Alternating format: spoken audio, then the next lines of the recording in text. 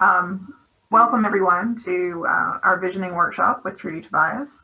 My name is Kate Meyer. I'm representing the Women's Resource Center of Alamance County. Trudy, we are very lucky to have today. She is a certified rapid results life coach, as well as a licensed clinical social worker, as she just mentioned.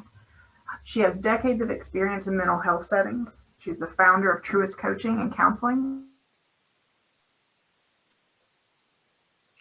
Uh-oh, frozen. About helping others transform into being their very best, taking a strength-based approach which integrates life coaching strategies, clinical counseling modules, and spiritual growth practices.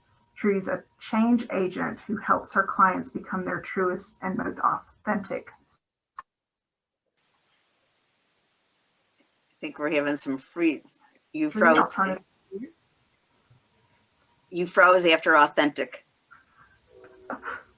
Awesome. Let's see, where was I? Most authentic selves. Okay. And I said, we're very lucky to have you as a supporter and friend of the Women's Resource Center. So I'll turn it over to you. Great. Well, it's my pleasure to be here once again. I love your mission. I think it's so important, you know, to help women in transition, no matter where they are. And I take it, Tommy, I think, are you a sponsor of Women's Resource Center? Because I think True Lion. Yes, ma'am, that is correct. Good. Well, I'm glad you're here. Thank you for sponsoring it. It's a great organization. So, okay. All right. Did you give me screen sharing capabilities, Kate? All right. So I do use a slide deck because I think it's helpful. I'm a visual learner, so I like to present auditorily and visually, and I also like and then you are going to be doing things, so you will learn kinesthetically. So at one of my iterations, I was a school social worker, so I'm very into learning styles. So that's, so we're gonna start that. I really want to encourage, though, people to really jump in, talk, share, because it's going to make it that much more interesting for everybody. So I don't want to be talking at you. That is not at all my intention in using a slide deck. Okay. Oh, hold on. What did I do? And why is that there? Huh. I had it. I saw it. It disappeared. Oh, here it is. Okay.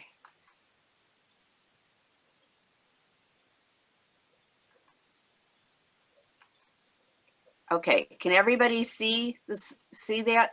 Oop, didn't mean to do that. Let me backspace. I'm gonna see if I can. There we go. So I can get people out of the way. Okay. Is everybody okay? Can you see it? Yes? Kate, can people see the screen? If we're supposed to be seeing your Gmail, we're good. No, you're supposed to be seeing my presentation.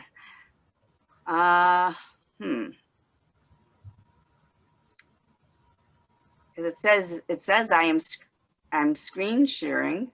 Let me see. Hold on.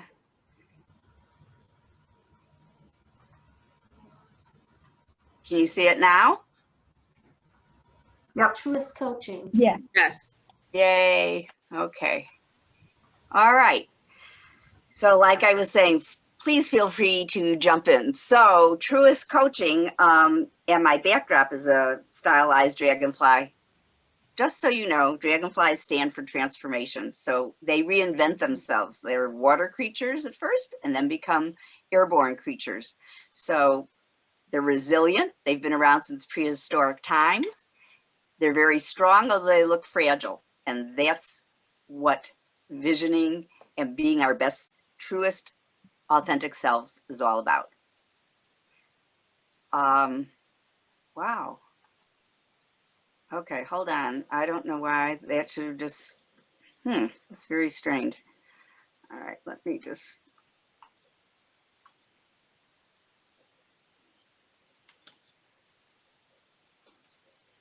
Well, it's supposed to say realizing your vision right there. Okay.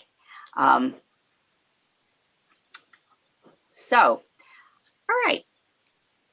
So here's the 4 steps to realizing your vision. As people said, they were interested in goal setting and also,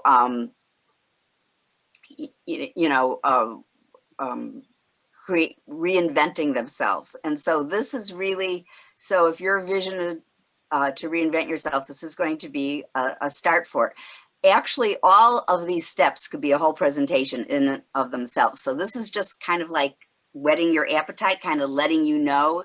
But I will give you some practical things to do, because I believe just kind of, just, I always think I want to give something to people that they can use right away. So these are the 4 steps that I mentioned or that Kate put up that we were going to be talking about. And desire is the first one. Now that sounds kind of like lame in a way. Well, of course, desire, right? But we often don't know what it is that we desire or how to decide what to focus on first. So I think this is a really powerful quote, because it really is. It doesn't take strength to do things, but it requires great strength to decide what to do. So to start off with, I'd like you to choose a life area. I'll go through them very briefly. These are about the pillars of life that we generally focus on. So health and well-being, and what does that mean? Physically, mentally, emotionally, and spiritually. How do you want to feel healthy and have well-being in those areas? And because it's not just your physical body, right? It's our emotions, our mentals, and our spirit, and it's all connected. And we certainly learned that during 2020. So this might be the area that you want to focus on. Or it could be relationships. Now you'll notice that I put the self in red, because that is actually the most important relationship. We have to have a great relationship with ourselves in order to create good, positive, healthy relationships with the other people in our lives. But again, you might be right now just really having a desire for, let's say, a romantic love, or to get along better with somebody in your family. So again, it's up to you to choose which relationship you want to focus on, if that's an area you want to focus on right now. Time, money, freedom. So what does that mean? Often we think, I just want a ton of money. But you know what? We also have to have the time to enjoy it. So I want you to think about, in this category, what do you want to be? Who do you want to be? How do you want to be? What do you want to do? Like if money were no object, what would you like to have? And where would you like to go? So we know people who have a lot of money and they're still not happy, right? I mean, if that weren't the case, none of the actors and celebrities would be drinking and drugging and committing suicide, dying by suicide, right? So we need the time also to enjoy it. So that might be your area. We're only going to choose one area today. Maybe it's somebody, I think, mentioned their vocation, going into a new direction. Was that Vanessa? I can't remember. Who said that they were going to look at another career right now? You want to? I hinted at it, but I do think someone else mentioned that as well. Okay. Caroline, I did. Caroline, the cute cat lady. Okay. All right. So, and for some of us, it's especially if people are thinking of retiring, they want to focus on their avocation also, along with work too. In other words, what do you want to do when you have free time? Do you enjoy? I have a friend who just loves her garden, and she's very happy and content in retirement because she has her garden. But I can tell you, I know people who have retired without any plans, and they are not content. So we really do need to feel a value and to have a direction and a purpose, whether it's for earning money or earning pleasure or both. And then the last area is environment. And environment means, where do you want to be? Who do you want to be with? What does it look like, feel like? And that's part of the how too. What does it feel like? So if you would figure out which of those areas you would like to work on, and I'll get back to this. Okay, and let me know if you need more time, but has everybody chosen one of those areas? Or is there, let me put it this way, has anybody not chosen it? So Judy, on this slide, this is Caroline. On the slide, you have money, time, freedom, and then you have career, job. And I'm not Okay. sure. Ah, thank you. You know what? I did not notice that. Okay, that's career, job is your that's the vocation. That's the graphic didn't match up, did it? Good to know. Thank you. I'll get it changed. It's career, job is your vocation. And then avocation would also be part of that. So Trudy, this is Tara. I have a question. Sure. I'm one of those people, so I look at freedom and I think about, in some respects, my career. So I look at freedom as the category, but part of the reason why is because of my career state right now. I feel that, kind of me realizing that best life, maybe me being an entrepreneur. So the freedom that comes with the detachment of working for somebody else. So, Yeah. I mean, am I okay in choosing freedom, or should I be choosing? Absolutely. I mean, one of the main reasons I went into business for myself, I loved my last job. It was a part-time job. I absolutely loved it. And when they changed from having me be a consultant to requiring me to be an employee, I left and went into private practice. And then after a year of private practice, I added coaching. And I did it so I could have the time, money, freedom. Nice. Okay.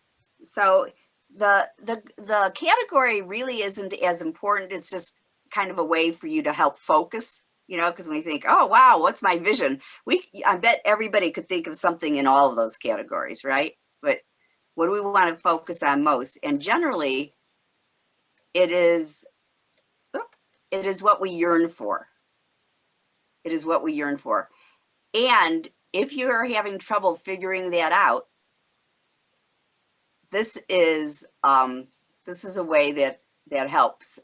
It's really easy to figure out what we don't want, isn't it? Most of us can do that. I don't want to be stuck at a desk. I don't want to only have 2 weeks of vacation to travel. I mean, I don't have family here. And boy, 2020 really showed me that. I need time to visit my grandkids and my sister. Grandkids and daughters are California, and my sister and her family are Chicago, right? So I need time to visit them and time to have a trip with friends and do something fun, right? So this is just a little technique that can help you figure out what you do want, because a lot of times, like, we'll say, oh, I don't want to get COVID. No. You want to state something positively. What is it that you want to do? I want to remain healthy. I want a strong immune system. So by listing what you don't want, if it's not clear for you, this is an exercise that you can do to help you figure out what you do want. Does that make sense to folks? Okay. Anybody need more time on this? Okay. So here's your vision statement. So that's determining your desire or your vision. But that's just the first step. Then you have to fuel your desire. And why is that? Well, one thing is, when we're yearning, we're really focusing on what we don't have instead of what we do. So if you're feeling like this yearning, it's because you're thinking, oh, I don't have a romantic partner in my life, or I don't have a job where I can travel, or whatever it is. That's a yearning, and it focuses on lack, where it's important to focus on what we want instead of what we don't want, because our vision has to be stated in the positive in order for us to move towards it. Because it's our attention that matters, not our intentions. So our attention has to be greater than our intentions. having a positive focus. So for example, if your attention is on, I can't pay my bills, even if your intention is, I want to earn a lot of money, the attention is going to get more notice and is going to be more strongly part of your vision than your intention. It's like, have you ever driven down the street? I do this, not the safest thing to do. And I'll notice something on the side of the road and all of a sudden my car is veering over to whatever I'm looking. This is what happens. We go to what we're looking at. We go towards what we're paying attention to.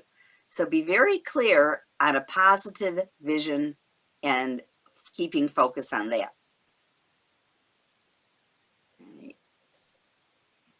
The other thing about fueling your desires, we're going to meet obstacles. And one of the biggest obstacles is ourselves.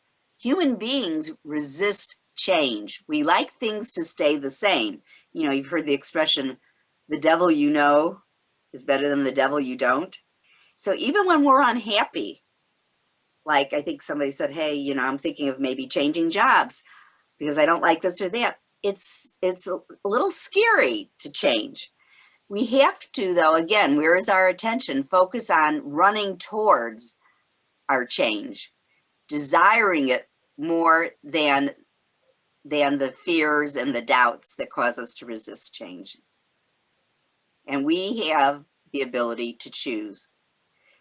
So we want to choose what we want instead of what we don't want. So part of the way to fuel your vision is to make sure that it aligns with your values. So, you know, is money in and of itself of high value to you? I like money. I mean, it allows us to do other things, but is that your primary goal? We know people who stay in jobs that they're very unhappy with because they earn a lot of money at it. Doesn't make them happy. It's not in alignment with their values. Now, it's even better if you earn a lot of money and you're in alignment with your values, right? Be passionate, because again, we need to be passionate. We need to know that no matter what, we are going to go get through every obstacle that comes in our way. And when we have passion to really realize our vision, that goes so far in helping us get there. And often having a meaning and a bigger purpose really helps you to stay the course. So I know that for myself, I love being a licensed clinical social worker and I love being a reinvention coach. I love helping people be their best, most truest, authentic selves and reach their desires, recreate, reinvent themselves to be who they are meant to be. So I'm really fortunate that I love what I do. And I do think it has a bigger meaning and purpose because I'm helping people. And that's a value that I hold. Okay. Right? So think about that with your vision. And this is a wonderful quote by Cherie Elise. That when we listen closely for your spirit, it's always speaking to you, and pay attention to what inspires you, as that is your internal guidance. If it stirs your soul and excites you, it is probably meant for you to do. So if something excites you, but you're scared, know that really your inner higher self is telling you this is still what you're supposed to do. Whether it's leaving a job, leaving a marriage, moving out of state, whatever it is, your internal guidance is really there, moving you onward, pushing you towards realizing your vision, your greater higher self. So what I'd like you to do is change now your vision statement from a yearning to what you want. It could be the very same thing, but we're changing the wording here because words have power. So what I want is state it positively. What is your vision? And I'll give you a moment to do that.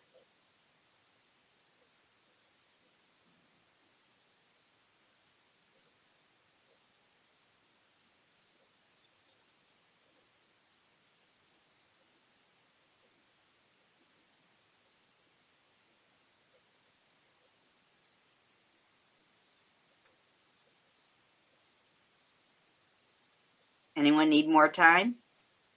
I know you're all on mute, but if I don't hear, I don't know. Did you have enough time, Kate? I saw you were writing. You're the only one I can see. So I'll tell you what, guys, I'm going to focus on what Kate does, and I'm going to make the timing according to her, okay? But if you guys need more time, you need to speak up, all right?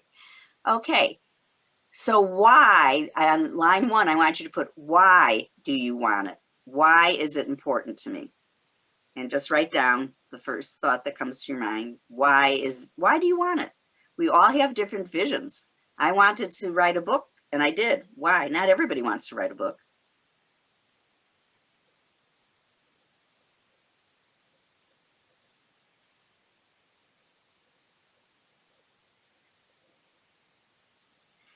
After you have that why, whatever that answer is, then I want you to ask yourself, why is that important to me? So the first why is why I want this. Then why is that why important? Then why is that second why important? And then why is the third one important? To get to the very essence of the why, because again, you're going to meet obstacles. You're going to meet, it could be financial obstacles. It could be time obstacles. It could be that your family wants you to spend time with them instead of doing whatever your vision is. We're going to meet obstacles. It could be your own doubt, your own concerns about, whether you could do it. Your why has to really fuel that desire. It has to be so strong that you're not going to let anything get in its way, in your way, I should say, of realizing your vision. So like Thomas Edison, he was asked after 1,999 attempts at creating the electric light bulb, aren't you tired of failing? And he was like, nope, I have not failed. I have learned what hasn't worked.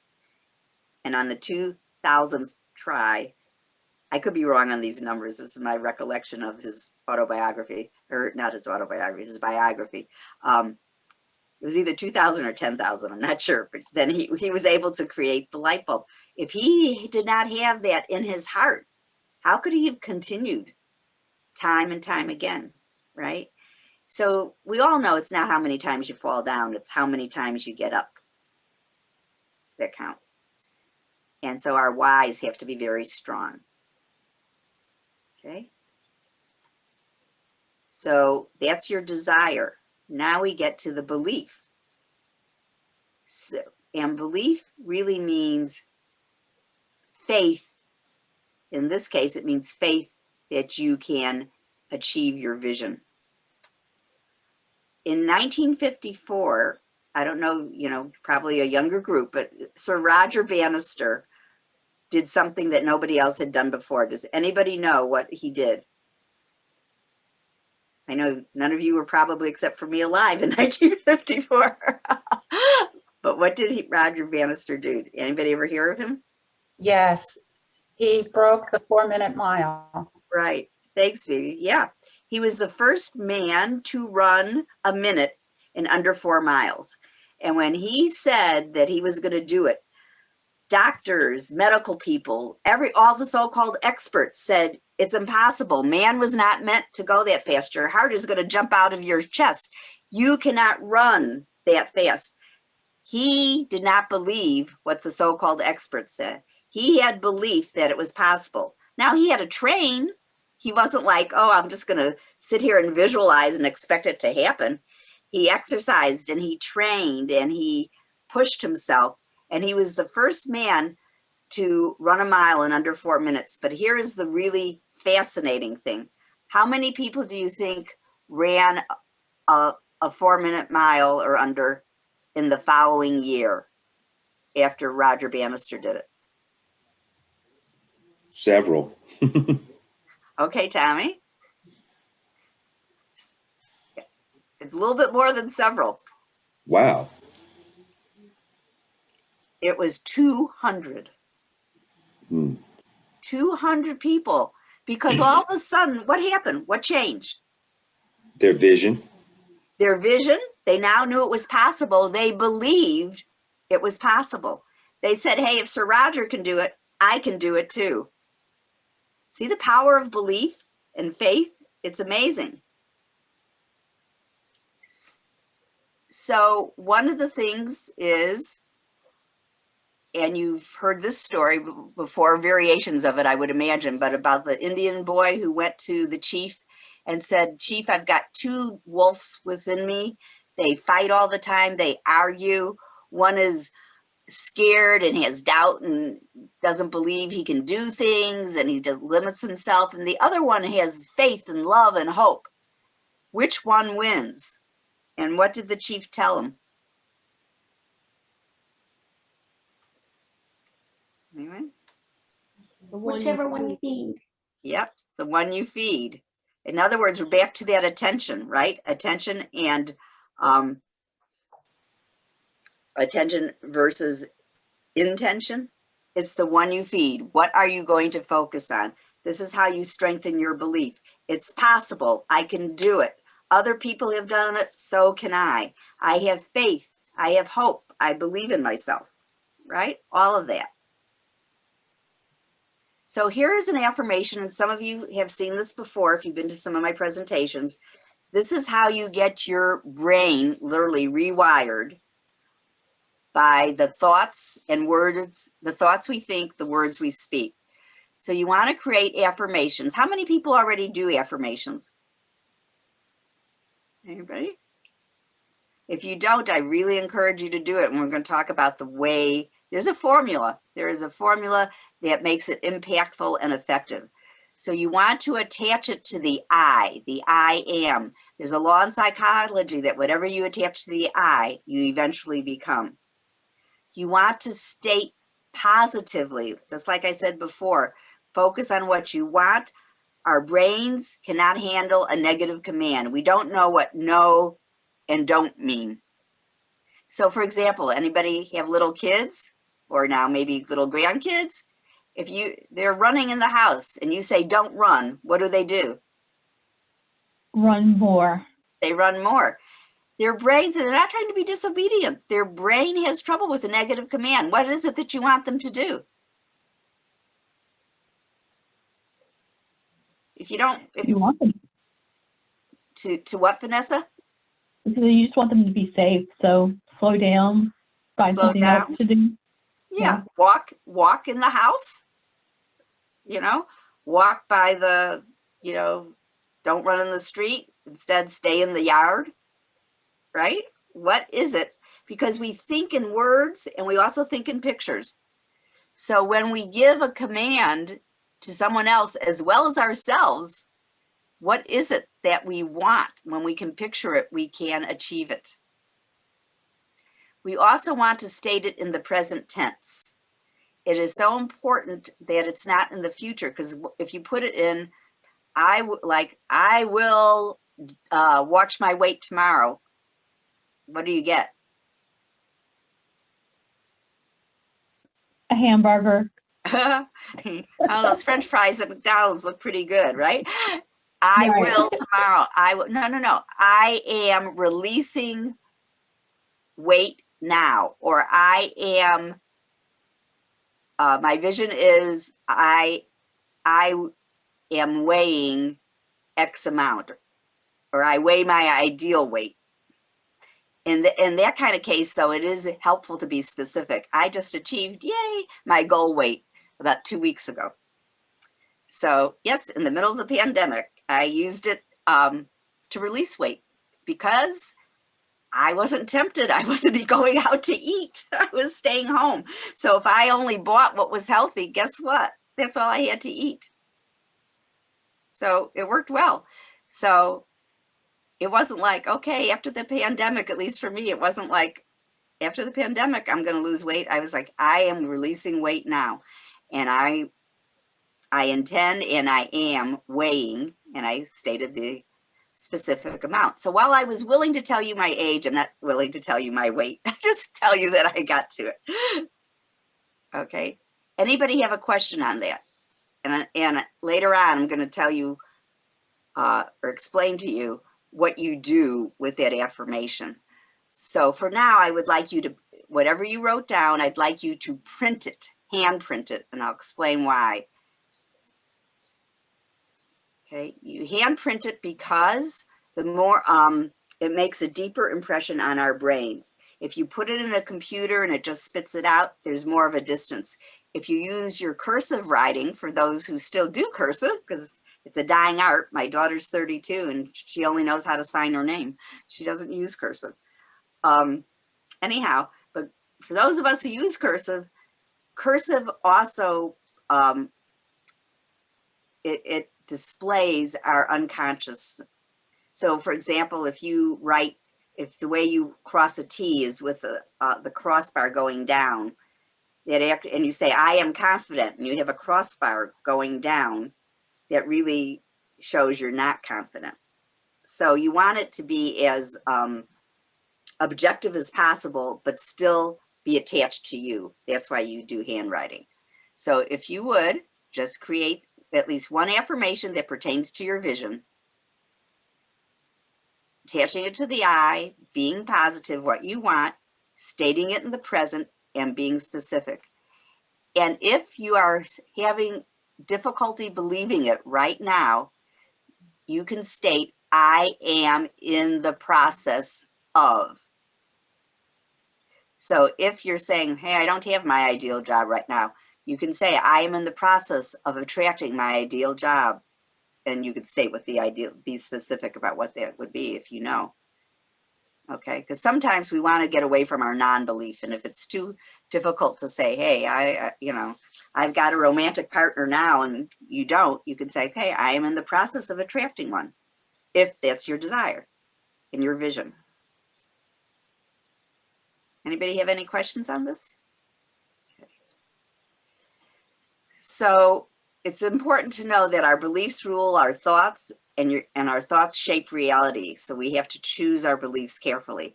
So actually what thoughts are what beliefs are, they're comprised of thoughts that we have just thought over and over and over again. Similar thoughts that attract one another, and then they create a belief. And then once we have a belief, then we only choose thoughts that fit that belief. So it's really important. It's kind of a chicken or egg thing, but our beliefs are important. Just like the people who believe that they could now run a 4-minute mile.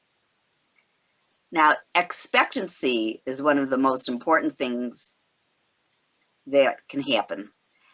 And it's often left out of equations. What exactly is expectancy? Does anybody know? Anybody have a definition?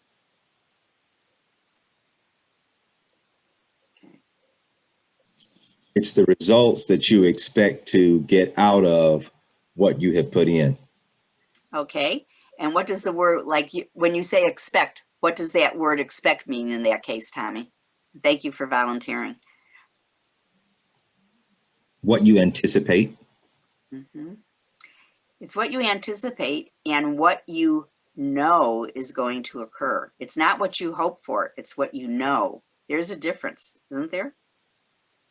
Like, wow, like if you invited someone to go to, oh, are you going to come to the party? I hope to come. Yeah, I hope to see you there is a very different statement than I expect to see you there, right?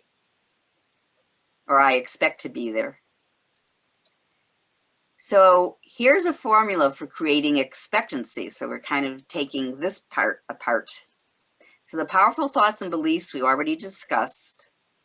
That's those affirmations and those beliefs are really important. That's one of the first steps to creating expectancy. The next part is visualizing our desired end result. If you'll recall, I said we think in words, which covers the thoughts and beliefs, and we think in pictures. So it's really important that we get a visualization of our desired end results. That's where a vision board comes in handy, used slightly differently than you may have heard of them before. So you can create a vision board. One of the things that I do when I create one is I have in each corner, this is not mine, this is one I took off the internet, but I thought it was a good picture of it. But one of the things I do is I put like relationships in one corner, health and well-being in another, time, money, freedom in another, vocation in another, environment might be in the middle, but I actually use all the board and specifically like that. When you get images, you can find images that reflect what you want to have, your vision, or what inspire you towards your vision. And you can choose those images purposely. You can go on the internet now and use Canva or Google Images and choose images that you want. Or you can do things intuitively, like if you have magazines or something, or a way to get to pictures, just kind of thumbing through them. And what speaks to you? You're not doing it ahead of time, like thinking ahead of time. You're just going, oh, I see this and it really inspires me. So, but here's how you actually use the vision board. Because what happens with vision boards is we often create them. If you've ever been in a class, you can create them, put them up on the wall. I have one on my wall. And then we just forget about it. Have you ever noticed, like if you put a sign up to say, remember to turn, like I have signs that say, turn off the alarm, because I used to open the door for the dog in the morning and I'd be sleepy and the alarm would go off. So now I have a sign now, alarm. And that lets me know, oh yeah, did I do that? Here's the thing. We forget about them after a while, don't we? They become part of the environment and we don't even pay attention to them. So if you're going to have a vision board, it's really important to use it as inspiration. And to do that, you get into the feeling state of the desired end result. How do you want to feel as you are looking at that vision board or reading your positive affirmations? Minus the doubt. That's really important. And how you get there is by using affirmations to create feelings. So I mentioned already about hand printing your affirmations. Use no more than 3. Because otherwise it gets too confusing for the brain. And when the brain is confused, it doesn't know what to do. So we want to create clarity. That's why getting clarity in your vision, clarity in your affirmations, clarity in your why is so important. Because when the brain has clarity, it knows what to do. I'm going to talk about how that works in a moment. You want to state it as briefly as possible so that it's easy to recall and to memorize. State no more than 3. You want to utilize your 5 senses so that you make it come alive. So if you say, we'll go with mine, like I am releasing, 20 pounds. I imagined how I would look in the mirror. I imagined how my clothes would fit and feel. I imagined hearing people say, Trudy, you really look great. What have you done? Okay, I imagined how I felt when I stood on the scale. Are you getting what I'm talking about? I used all 5 senses. I wasn't just putting up on the affirmation, oh, I'm going to release 20 pounds. I utilized, how do I want to look, feel about myself. Okay, and then you want to visualize as if it is already occurring. So I already, imagined that I had released that weight before I actually had. And then having gratitude. Thank you. Thank you, God. Thank you, Source.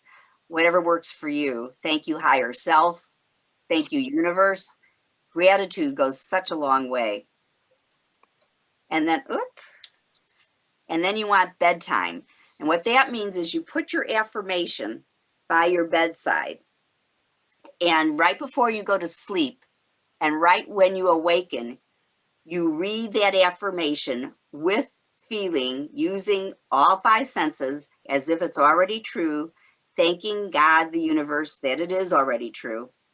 And the reason you do it right before you fall asleep and right when you awaken is because our brain level is at what's called an alpha brain level. When we are aware of time and space and we're really fully conscious, we're at the beta brain level, which means we're cycling. If we got hooked up to an EEG machine, it would go 14 to 21 cycles a second. When we are about to go to sleep and when we first awaken, we are at the alpha brain level. And that's 7 to 14 cycles per second. It's also where we daydream, where we dream at night, and where we heal the most.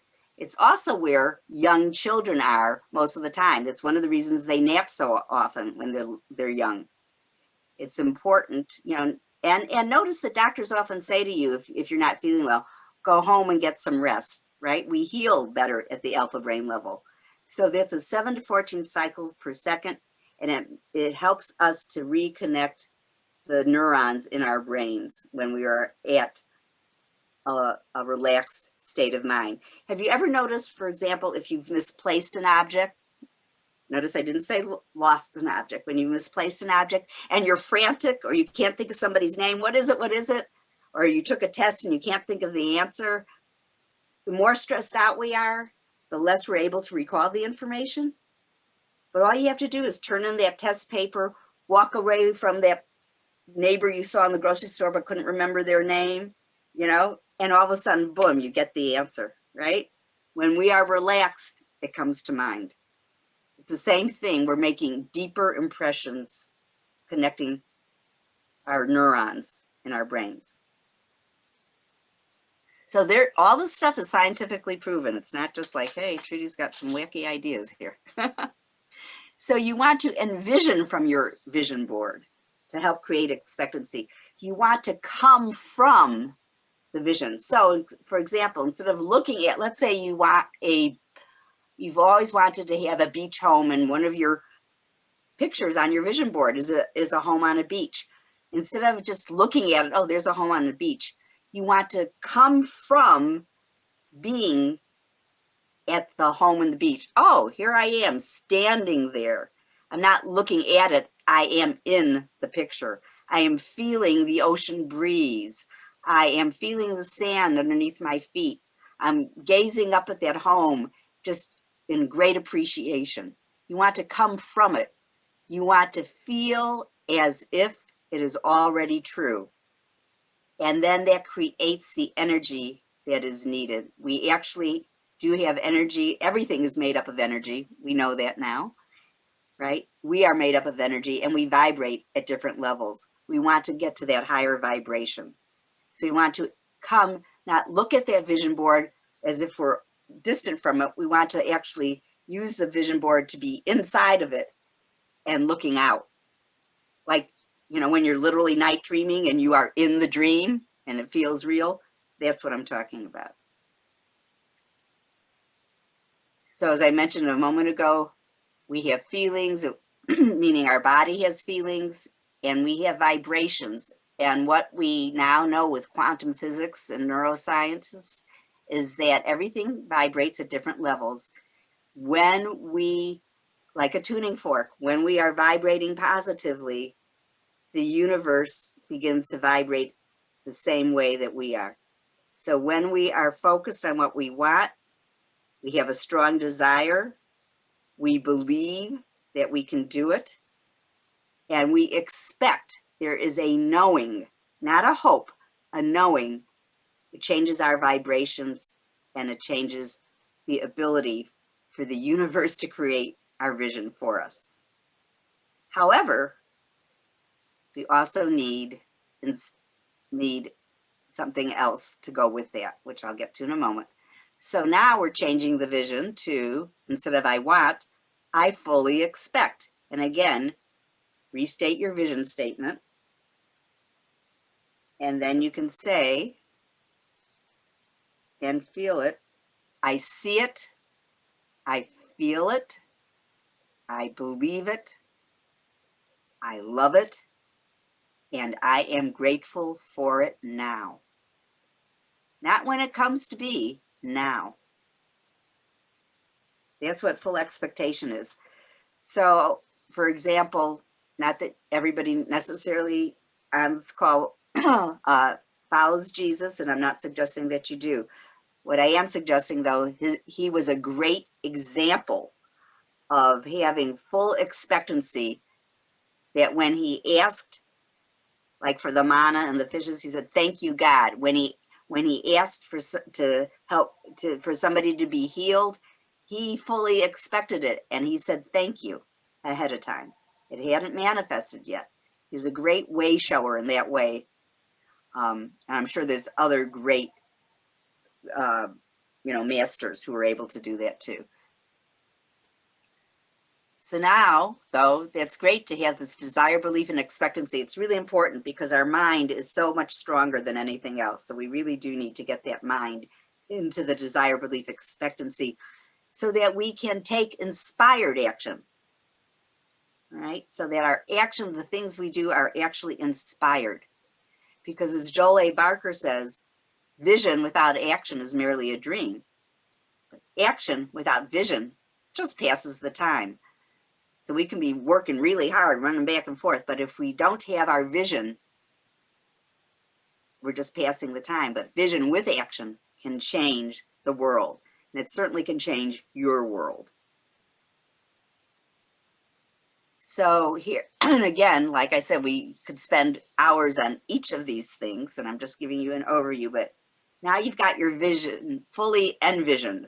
You believe it, you feel it, you're practicing your affirmations. Your vision then needs to become a project. You need to take some inspired action. How does it become a project? Well, you set a date for its accomplishment. See, if we just keep it as a vision, it's like that affirmation that I will lose weight tomorrow, I will diet tomorrow, right? We need to set a date. That doesn't mean that that date cannot change. There may be things that get in the way, sometimes out of your control, sometimes you just change your priorities. When you set a date, though, it becomes real. So set your date for it. And then I call it reverse engineering. What has to happen in order for that project to reach that date? So you reverse engineer to establish the goals.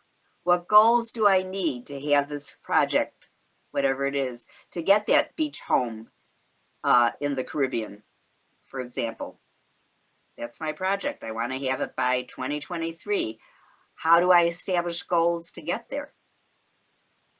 Well, I need to save money, or I need to make investments, or I need to look at, go down there and take a look at the land, purchase the land perhaps. You set goals, you take steps to create the project. And you, again, set dates. Okay, when are these goals to be accomplished? You want your believability factor. You want beliefs to be far enough away that they inspire you and challenge you, and yet you can still believe them. Like Roger Bannister, he believed he could run a mile in under 4 minutes, and he trained to do it. He didn't just, so he took steps. What do I have to do in order for this to come true? Okay. So reverse engineering is really a great way to do goals, and is to like, what steps do I need? So to reach goals, then you think of milestones. Well, what would be a milestone? What do I need to accomplish towards reaching that particular goal? And again, you set dates. Okay, so a milestone to reaching the goal of having the land in the Caribbean would be, a milestone would be to hire a realtor down there, for example, and to go visit, obviously when it's safe to do so. And then how do you reach your milestones? Well, this is where it comes down to the nitty-gritty. You list 3 daily tasks to achieve each milestone. So again, you're reverse engineering.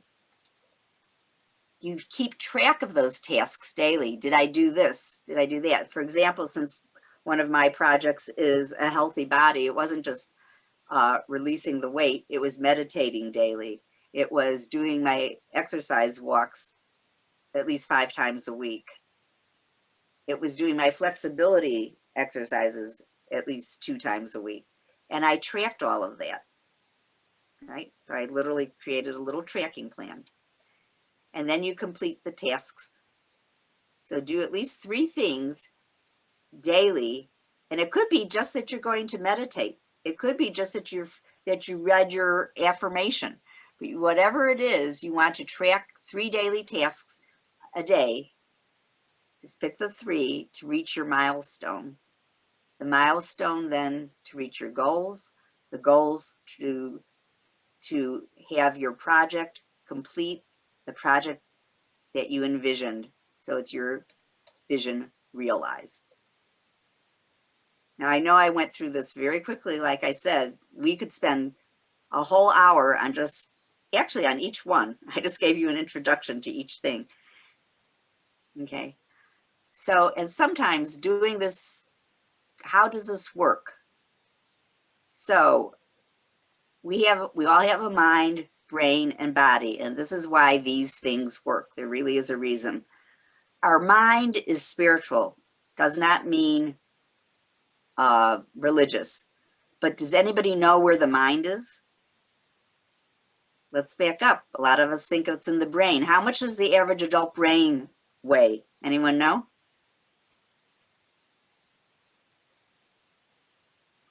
How much do you think the greatest computer that's ever been created, which is our brain, we think 60,000 thoughts a second,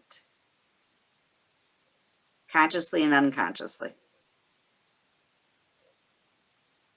And the average adult brain weighs 3.5 pounds. Wow. But where is our mind? Of course, a lot of times we wonder where our brains are too, but where's our mind? We know now, with all the medical stuff, we know that there's parts of our brain that has to do with vision. There's parts of our brain, the amygdala, that has to do with emotion. There's parts that have to do with memory. Nobody has ever found a part of the brain that they call the mind. We don't know where it is. And that's why it's spiritual. Some people believe it's in every cell of our bodies. Some people believe it's our spirit. Nobody really knows where it is. And that's why I say it's a spiritual, it's not physical. But that is the part of us that thinks thoughts and beliefs. And if we thought of our brain as the best computer that's ever been created, just like I said, our mind is the programmer. It tells our brain what to think and what to believe. And we literally can change our minds at any time.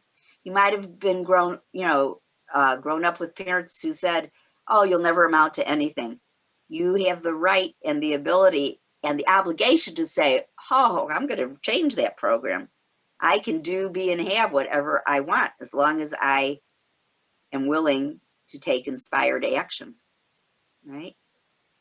So our brain tells us how to react or to respond. What is the difference between that? When we react, we are acting again the same way we always have. If we choose to respond, that means we are being responsible. So instead of saying, boy, you make me angry, recognize that we chose to feel angry about something that somebody did. Conversely, wow, you make me so happy. We chose to feel happy in response to something else, but it's us deciding it, right? So our feelings are our emotions and our vibrations, because we can actually start to feel that. And those feelings create those vibrations and determine our actions and how we show up. So this is the computer programmer. This is the biocomputer. The brain, by the way, does not care what is true, false, positive, negative. It only knows what we give it, and it's willing to accept whatever we give it. And then our body is like the printout. That's why these techniques work. So, my vision now. I have, I am, I know. What is it? Why do you want it? Well, you know what? Why do we want anything? It's really so that we can feel better. The bottom why is we want to feel better physically, emotionally, mentally, and or spiritually. So for example, you want to experience more love and be more loving. You want to feel better physically. You want to be happier, healthier, more abundant. That's what almost all the whys come down to. Whatever we want, we think we will feel better for having it. By this date, now sometimes things we can't make a date, like when am I going to have my my romantic partner? You may not know that. However, if you have a by this date, I'm going to let people know that I am again interested in dating. That might be a date you could do. Okay. And again, that you see it, feel it, believe it, love it, and are grateful for it. And then you thank God or source or spirit, universe, whatever works for you. And so it is. That is an affirmation that it is. Did you know that amen means so it is? That's what amen means. It's the end of prayers. So sometimes though, we may have difficulty doing this on our own, because if this were easy to have done by ourselves, we probably would have already done it. So sometimes it's helpful to assess the needs with a professional coach or mentor, such as myself, or you may know others.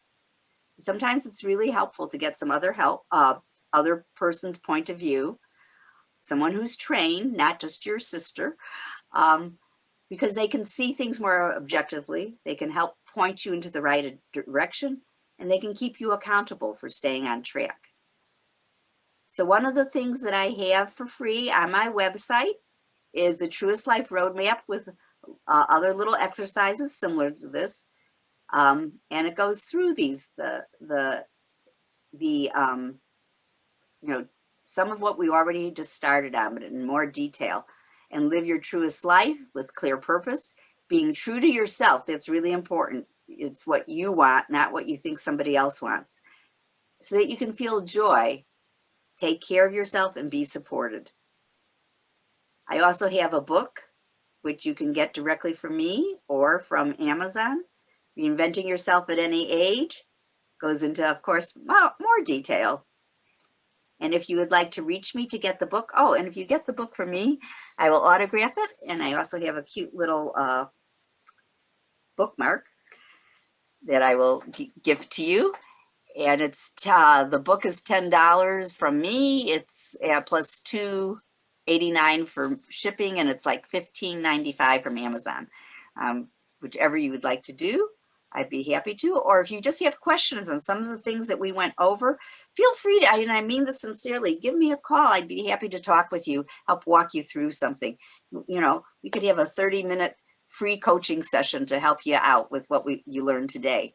Here's my office number, here's my cell number, and here's my email. And I truly thank you for the opportunity of being here today with you. So I will stop. Anybody need more time with this? Or I stop the share? Okay. Okay.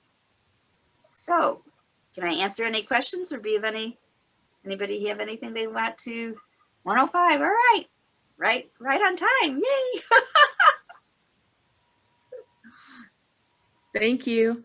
You're welcome, Tara. Thank you for being here.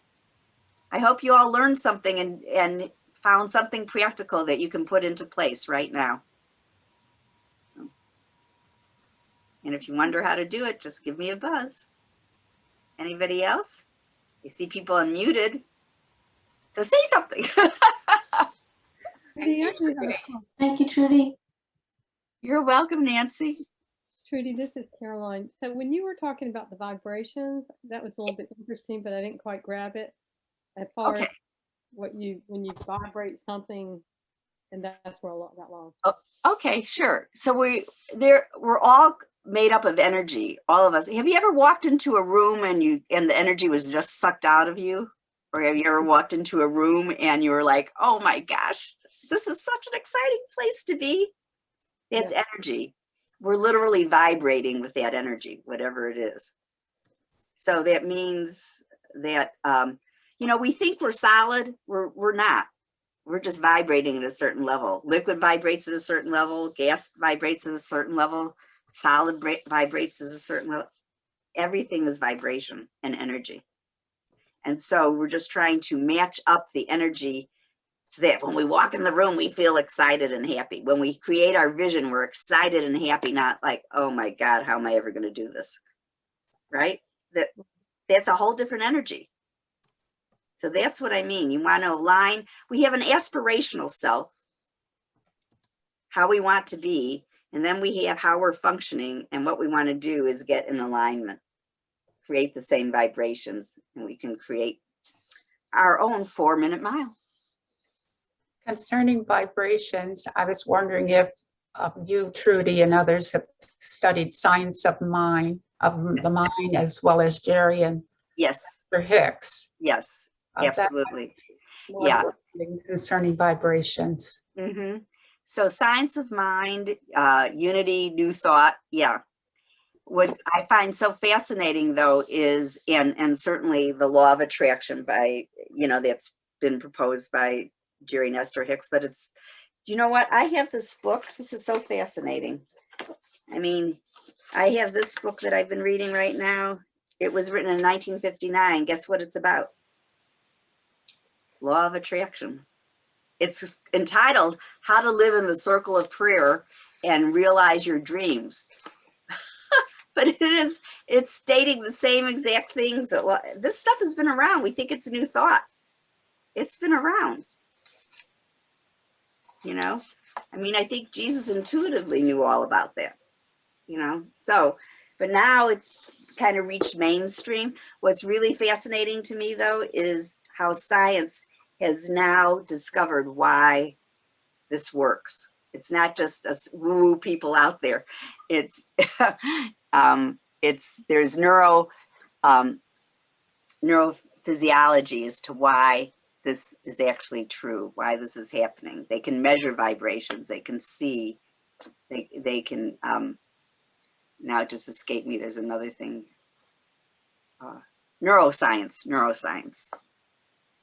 So science is now proving all of this stuff. So it's kind of East meets West going on. Yeah, so it's in terms of pathways and of the connections, kind of think about if you had a shed in your backyard where you had some stuff that you go to get a lot, and you cross your backyard. Eventually, what happens in the grass? You end up with a pathway. You end up with a pathway, right? Exactly.